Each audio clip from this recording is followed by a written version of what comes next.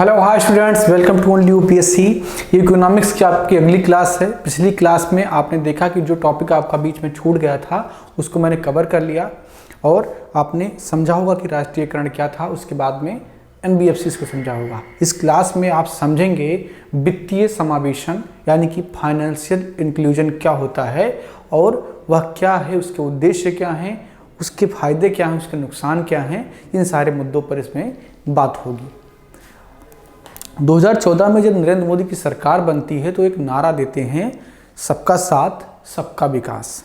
ठीक है, तो सबका साथ और सबका विकास का तात्पर्य क्या है कि हर व्यक्ति जब तक विकसित नहीं होगा तब तक आप देश के विकास को जैसे वो एक प्रतिपूरक नहीं लगेगा। आर्थिक समृद्धि और आर्थिक विकास में अंतर होता है। समृद्धि जो है वो एक मात्रात्मक इकाई होती है, यानी कि आपने दिखा दिया कि हमारा जीडीपी इतना बढ़ गया, फॉरेन रिजर्व इतना बढ़ गया।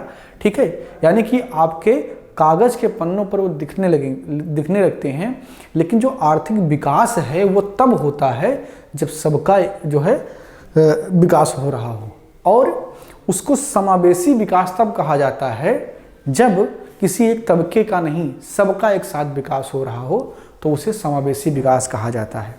तो किसी भी देश के विकास करने के लिए जरूरी चीज जो है वह है समावेशी विकास।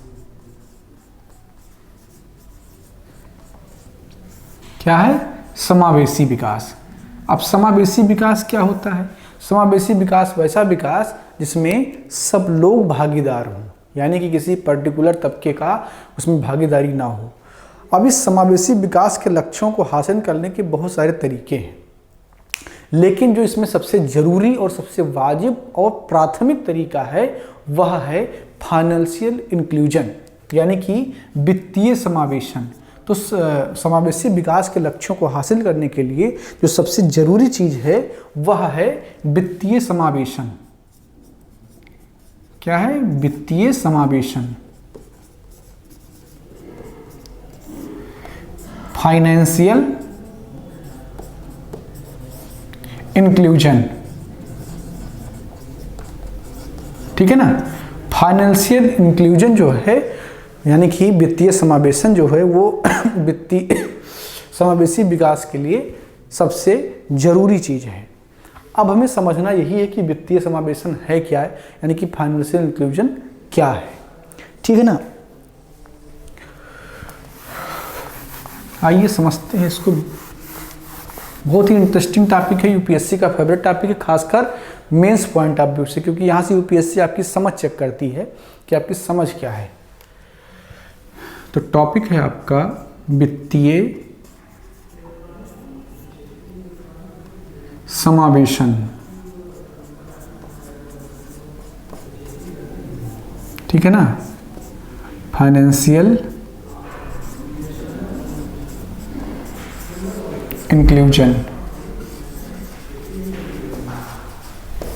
फाइनेंशियल इंक्लूजन, तो फाइनेंशियल इंक्लूजन या वित्तीय समावेशन का सिंपल सा मतलब होता है कि हर व्यक्ति को बैंकिंग व्यवस्था से जोड़ देना।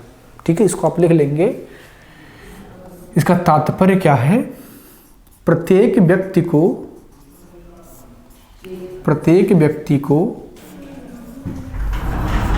वित्तीय व्यवस्था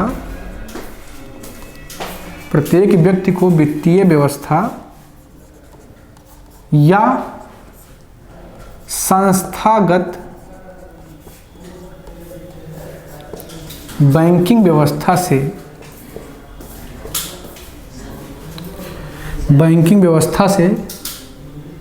क्या चाहिए? कॉलिन इधर पड़ा हो, ले लो, ये ले लो। ठीक है, तो प्रत्येक व्यक्ति को वित्तीय व्यवस्था या संस्थागत बैंकिंग व्यवस्था से जोड़ना।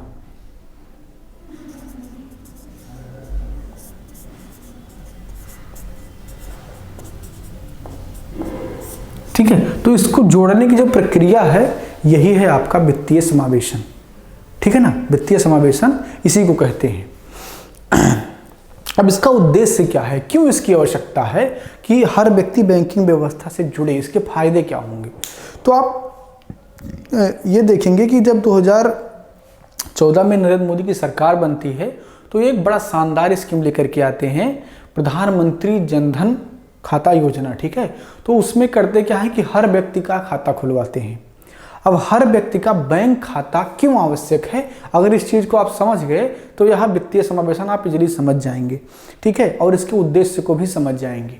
हर व्यक्ति का बैंक खाता क्यों होना चाहिए? सबसे पहली चीज़ तो वह उन समस्याओं से मुक्त हो जाएगा जो एक टाइम पर जिम्मेदारी और महाजनी व्यवस्था में हुआ करता था।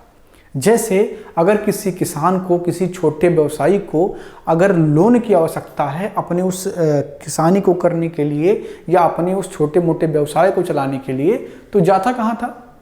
आसपास के किसी महाजन के पास, किसी साहूकार के पास, जिनके पास ना तो कोई लाइसेंस है और ना कोई व्यवस्था है जो है कि जिसके अंतर्गत वो आते हैं। तो वो औने पौने दाम पर अपने जो है अधिक फायदे को देखते हुए वो ब्याज दर लगाते थे और मजबूरी में उस किसान को, साहूकार को, छोटे व्यवसायी को महाजन से पैसे उठाने पड़ते थे। क्योंकि या तो आप अपने पेट को जो है पेट पर लात मार करके मरने को तैयार हो जाएं, और अगर जीवित रहना है तो आपको कुछ काम धंधे करने पड़ेंगे, हाथ पैर मारेंगे तभी तो भोजन मिलेगा। ठीक है, तो उसके लिए वो मजबूर थे। और इससे हो क्या रहा था कि जो आर्थिक समृद्धि तो दिख रही थी कि जो है कोई बड़ा हो रहा है क्षेत्र में, लेकिन जो समावेशी विकास है वो नहीं हो रहा था। यानी कि जो किसान हैं, जो छोटे मोटे व्यवसायी हैं, वो उस साहूकार, उस महाजन के फंदे में फंसे जा रहे थे। तो उनको बैंकिंग व्यवस्था से, संस्थागत बैंकिंग व्यवस्था से जोड़ करके यह फायदा होगा कि उनको सबसे पहली बात तो सस्ता और एक लीगल ऋण प्रदान किया जाएगा। ठीक है, तो इससे होगा क्या कि वो अपना काम करेंगे, उससे प्रॉफिट जनरेट करेंगे और सरकार को उसका जो है ब्याज भी चुकाएंगे। तो जो है जो बैंक ऋण प्रदान करेंगे उनका भी प्रॉफिट होगा और उसके अलावा जो लोन लेने वाला है उसको भी फायदा होगा, क्योंकि उसको सस्ता लोन मिलेगा और एक जिम्मेदार संस्था से लोन मिलेगा जिसके ऊपर नियम कानून है, यानी कि लीगल है। ठीक है, तो ये बात थी। दूसरी बात ये है बैंकिंग व्यवस्था से जोड़ने का, या दूसरा फायदा वो यह है कि अगर सरकार कोई योजना ला रही है तो एक शब्द है डीबीटी, डायरेक्ट बेनिफिट ट्रांसफर। तो 1980 के दशक में जब राजीव गांधी देश के प्रधानमंत्री हुआ करते थे तो उन्होंने एक बार ये जो है ये बात बोली अपने किसी भाषण के दौरान कि जब सरकार 1 रुपये केंद्र से भेजती है तो किसी व्यक्ति तक पहुंचते पहुंचते मात्र 15 पैसे बचता है। मतलब कि सेंट्रल गवर्नमेंट ने अगर 1 रुपया इशू किया किसी फला व्यक्ति के फायदे के लिए तो उसके पास पहुंचते पहुंचते मात्र 15 पैसा बचता है और 85 पैसा गायब हो जाता है। तो इसके सॉल्यूशन के लिए डायरेक्ट बेनिफिट ट्रांसफर जैसी व्यवस्था को अपनाया गया। तो डायरेक्ट बेनिफिट ट्रांसफर का मतलब कि सीधे अमुक व्यक्ति के खाते में पैसे को ट्रांसफर कर दिया जाए। जैसे वर्तमान में किसान सम्मान निधि के तहत हर जो है 3 या 4 महीने पर जो भी है पैसे ट्रांसफर कर दिए जाते हैं किसानों के खाते में। ठीक है, साल भर में 6,000 रुपये। ठीक है, किसान सम्मान निधि में साल भर में सीमांत किसानों को 6,000 रुपये ट्रांसफर किए जाते हैं। तो अब आप ये समझ पा रहे होंगे कि वो जो सबके खाते खोले गए उसके फायदे क्या हुए। अगर किसी किसान, कोई सीमांत किसान, उसका खाता ही बैंक में नहीं है तो नरेंद्र मोदी चाहकर भी उसके खाते में पैसा नहीं भेज सकते हैं। तो इसलिए वित्तीय समावेशन के तहत उसका बैंक खाता होना अनिवार्य है और इसी से वित्तीय समावेशन हो पाएगा। ठीक है, तो बैंक खाता होना इसीलिए जरूरी है और इसी प्रक्रिया को वित्तीय समावेशन कहा जाता है। अब वित्तीय समावेशन की जो प्रक्रिया है वो भारत में कोई ऐसी नहीं कि नरेंद्र मोदी के आने के बाद में शुरू होती है, 2014 से शुरू होती है। इसका प्रयास तो बहुत पहले से चल रहा है, यानी कि जब आप राष्ट्रीयकरण शुरू करते हैं वहीं से शुरू हो जाता है। तो इसका एक लंबा इतिहास है, वित्तीय समावेशन का एक लंबा इतिहास है जिसको क्रमवार आपको समझना है। जैसे सबसे पहले राष्ट्रीयकरण होता है तो राष्ट्रीयकरण में पहले बैंकों को सरकारी बनाया जाता है, उसके बाद में 1975 में आरआरबीज की स्थापना की जाती है, यानी कि रीजनल रूरल बैंक की स्थापना की जाती है, जो किसी पर्टिकुलर सेक्टर के लिए होते हैं, उसको कर्ज देने के लिए होते हैं। उसके बाद में 1982 में नाबार्ड की स्थापना होती है।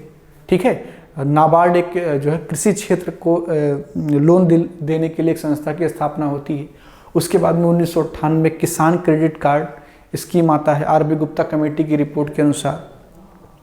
उसके बाद में 2008 में एक कमेटी का गठन किया जाता है, सी रंगराजन कमेटी का गठन होता है। 2014 में 2013-14 में नचिकेत मौर्य कमेटी। तो इन सब कमेटी को होते होते जो है वित्तीय समावेशन के लक्ष्य को हासिल करने का प्रयास होता है, जिसमें एनबीएफसीज की स्थापना, उनकी संख्या को बढ़ाना, उनका प्रचार प्रसार करना, ये सारी चीज़ें एक साथ इंक्लूड हैं। तो इनका विस्तृत क्रमवार अध्ययन होना चाहिए कि राष्ट्रीयकरण किस प्रकार वित्तीय समावेशन को बढ़ाएगा, आरआरबीज की स्थापना से किस प्रकार से वित्तीय समावेशन हासिल होगा। ये पूरा आप पढ़ेंगे जब आप वित्तीय समावेशन के इतिहास को पढ़ेंगे कि वित्तीय समावेशन का इतिहास किस प्रकार से हुआ। लेकिन उस वित्तीय समावेशन को समझने के, उसके इतिहास को समझने के लिए आपको अगली क्लास का इंतजार करना पड़ेगा। इस क्लास में इतना ही। थोड़ी मेरी तबीयत भी खराब है, इसलिए क्लास छुट्टी दे रहा हूँ, क्योंकि देर तक बोलने के बाद में खांसी और फंबल प्रॉब्लम हो रहा है। ठीक है, तो अगली क्लास में हम इस पर बात कर लेंगे कि वित्तीय समावेशन का इतिहास क्या है, उसके फायदे क्या हैं, उसके नुकसान क्या हुए, और किस प्रकार जो मैंने इतने उदाहरण आपको बताए हैं वो वित्तीय समावेशन से जुड़े हुए हैं। उदाहरण सहित हम अगली क्लास में समझेंगे। बाकी अगर आपको कोई सवाल है तो उसको आप पूछ लीजिए कमेंट बॉक्स में, या वो यूपीएससी से रिलेटेड हैं या किसी स्टेट पीसी से रिलेटेड हैं।